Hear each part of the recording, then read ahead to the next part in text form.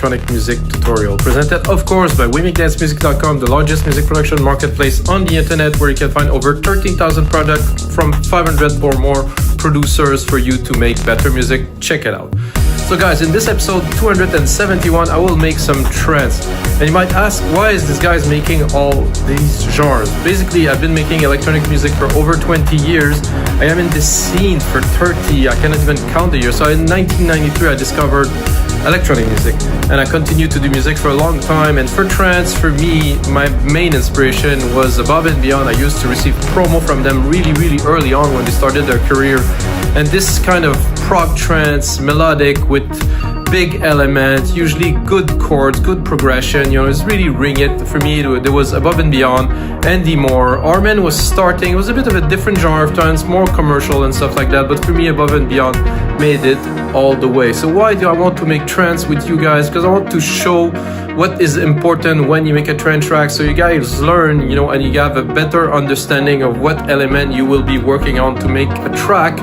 This might be different, but at least if you have those, I think you'll be able to make a really decent track. And the first element that is the bass. In this particular track, I'm using a bass pad and some layer of dumping bass on top to make variation. So basically, I compose this bass pad, and after that, I'm composing different elements, and I go back to the bass to do different elements. It's very important when you make, let's say, a loop. I would call it a loop. Some people compose differently. Personally, I do subtractive. So subtractive mean I make a track, I make a 32 bars loop, and then I reduce it to the simplest element. But when I make this, I put all the ideas that I have in there.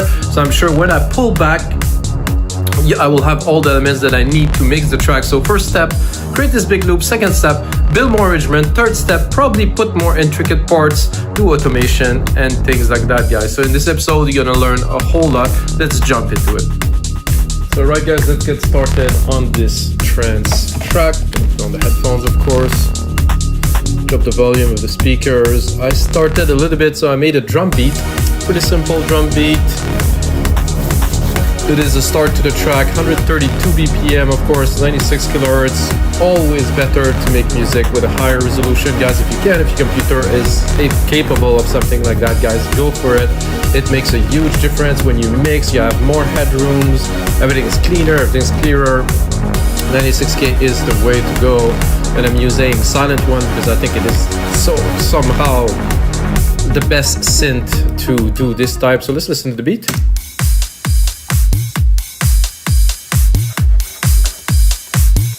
Simple. I put some big crashes in there just for fun, just to vary a little bit. With something like that, I prepare like a patch that I thought would be good to start like something like this. I think even before I start this, I would sidechain it. So I'm going to take a compressor. Gonna go into the sidechain here, instrument, kick one, which is the kick that I hear.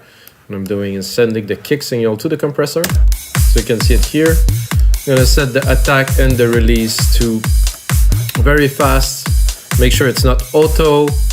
Make sure we do not use auto gain too. I do not like this personally. If I want gain, I can always adjust the volume here.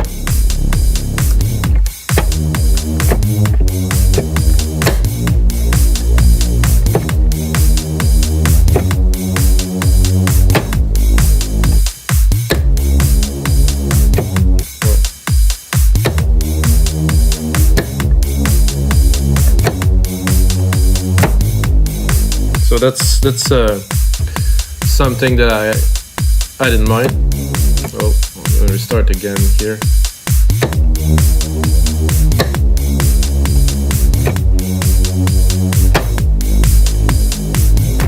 I think the last key of this is quite dramatic, and I think it really works.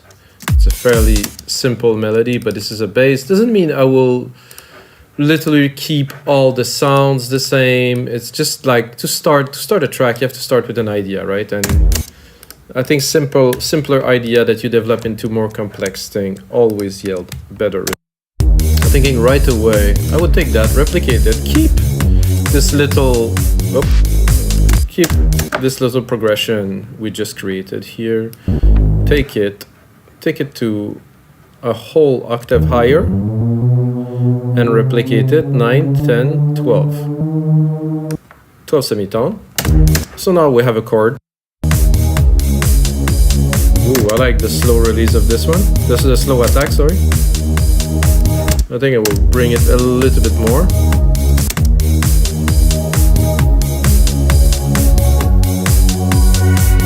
Okay.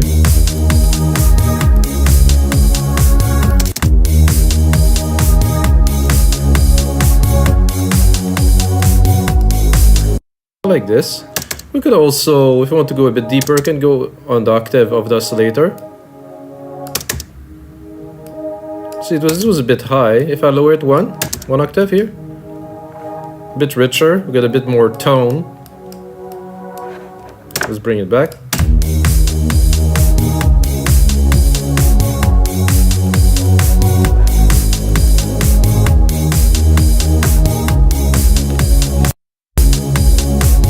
I would also do a send bus here. Take this send here, put a big reverb, which I like, which is always silver reverb here. My grandiose preset. I'm gonna send a little bit of the pad to it, make it a bit bigger, a bit wider. Not too much.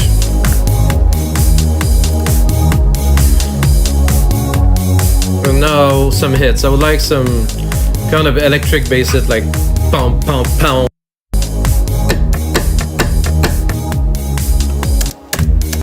I like this, very simple. And then we're gonna put a different bass on it.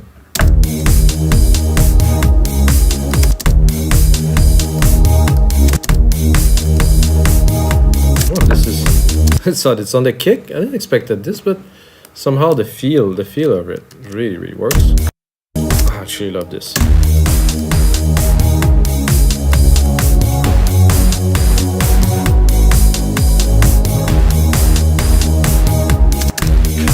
We'll hit up like a chunky bass like this.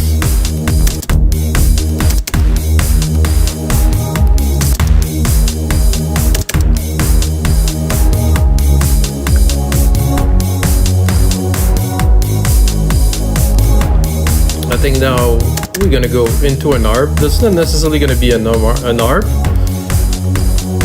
Let's say I will use the keys that I use here, and I will create like a melody with them. I think it's always a safe bet to reuse. So it will have familiarity because of course it is the same keys, and at the same time I can create an ARP that will be my own, that will be with a sequence that I create.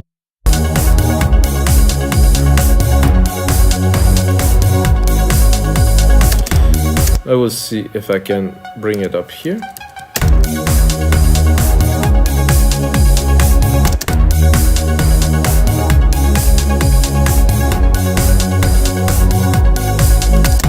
And bring this one down here.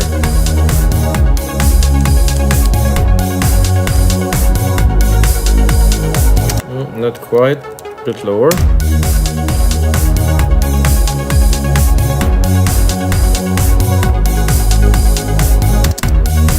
So I can do this, I can do command join, create one MIDI part.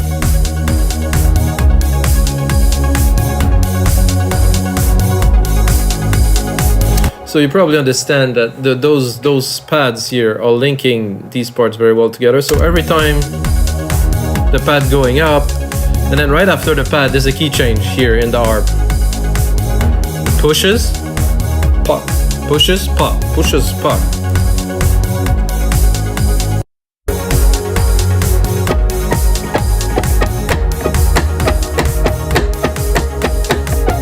Yeah, something like that I think would work.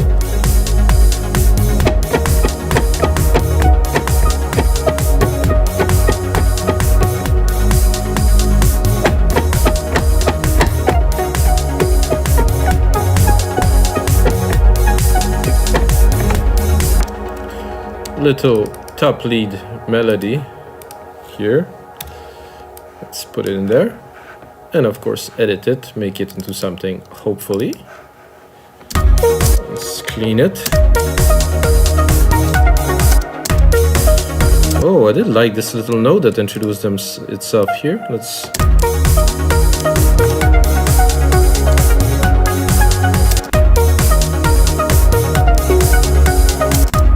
This one...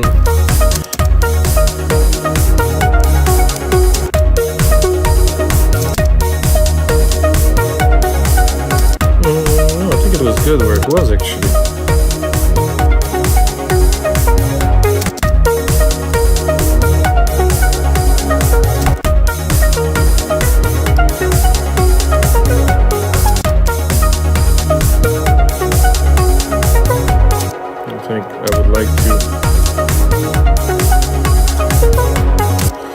I would like to repeat the little effect I got there. I think just this is enough.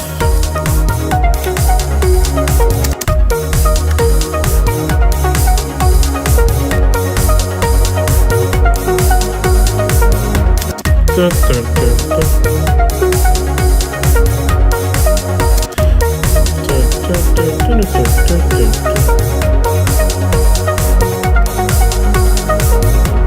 There's something that is not quite tight in there. This is good here. There's a delay here. This is good here. Just repeat this here.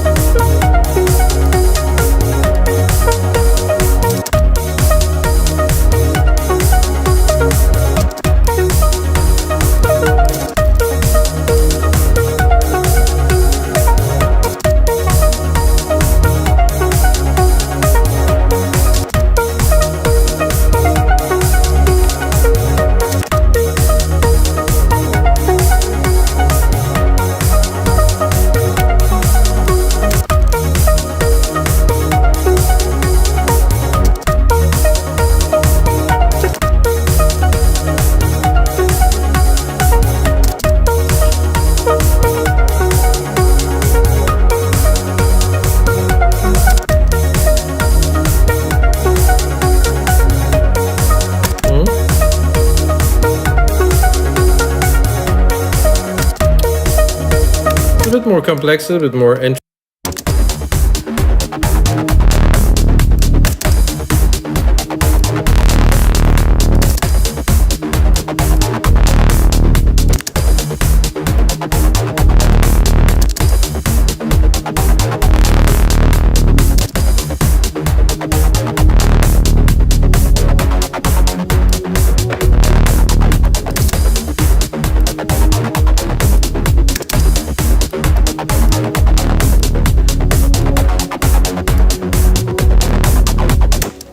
Okay, this is getting there. So like I said, guys, I'm creating elements that will be used later on in the track once I do the process of putting everything together. Then right away, I'm gonna set up an automation channel here. I'm gonna put it on touch. I'm gonna go into Sylenth, drop this. So then I will have control. You do A to show the automations. You go here, Sylenth one cut off. So we can play with it.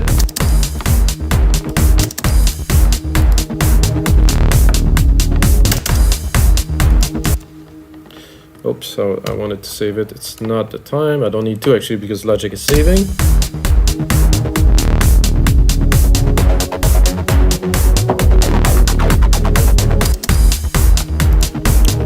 I could also, like earlier, look at the keys here. So we're gonna look at the keys we are.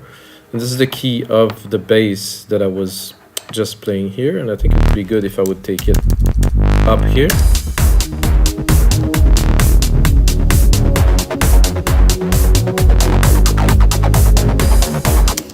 I'm not sure that this works so well in this case.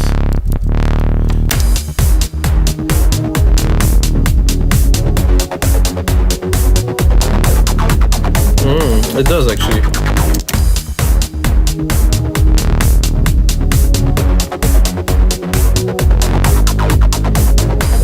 No, I cannot say that I like it, so I will leave it to its original well, it might be correct, like musically, in the track itself. This just doesn't work.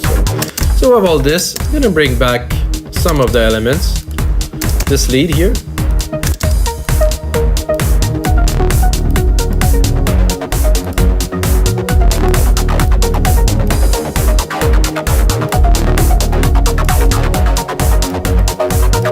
I'm gonna try to mix it a little bit.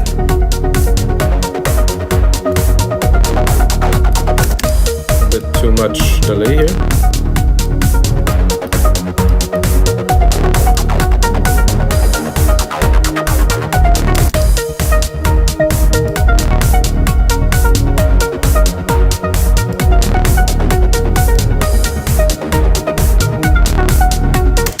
Let's hear this again. So where do I want it to be in the mix? At the top? Do I want it to be back? Do I want it to be completely within the mix?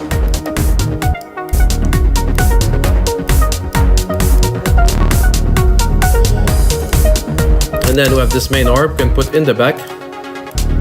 This I want it to be really in the back, in the groove.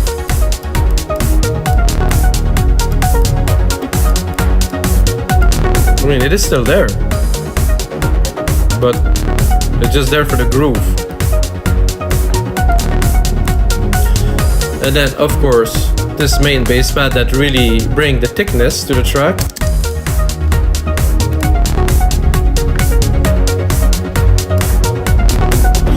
And guys, it's gonna be it for episode 271 of your live electronic music tutorials. I hope you guys enjoyed. Take a minute to smash that like button, drop a comment below, and until next time, may the sounds be with you.